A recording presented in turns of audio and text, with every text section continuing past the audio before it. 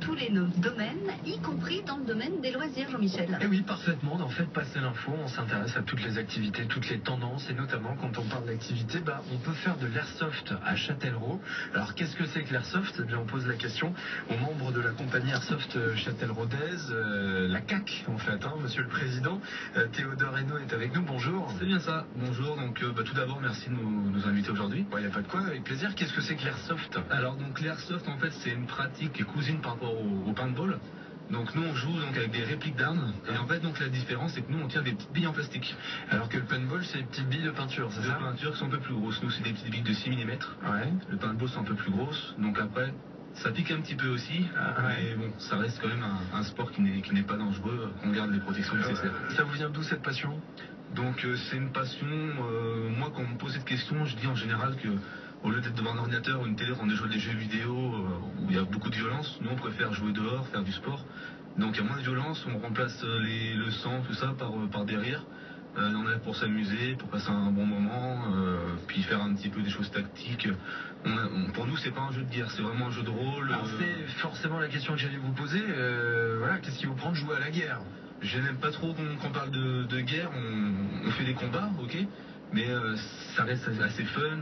On cherche pas voilà, il n'y a pas de plan ennemi. Vous n'avez pas l'intention de devenir militaire un de ces quatre? Nous non. Il y a peut-être, il y a des joueurs d'airsoft en effet qui ont été militaires, qui veulent être militaires. Nous, c'est pas notre intention dans notre équipe, c'est vraiment pour s'amuser. Au lieu de jouer à la console, on est là en vrai.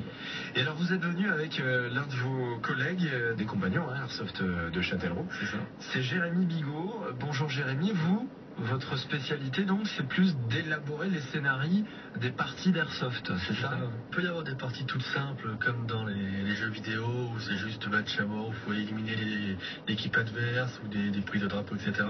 D'accord, donc là en fait on se met sur un terrain, ça se passe comment? Nous on a un terrain à Saint-Châtellerault, oui, après soit on joue sur tout le terrain, ce qui fait 8 hectares, ou sinon le terrain on prend les plus petites zones, ça dépend. D'accord. Mais après nous ce qu'on essaye de faire c'est plus des gros scénarios qui sont vraiment bien scénarisés, chaque étape avec différents objectifs de chaque équipe, etc.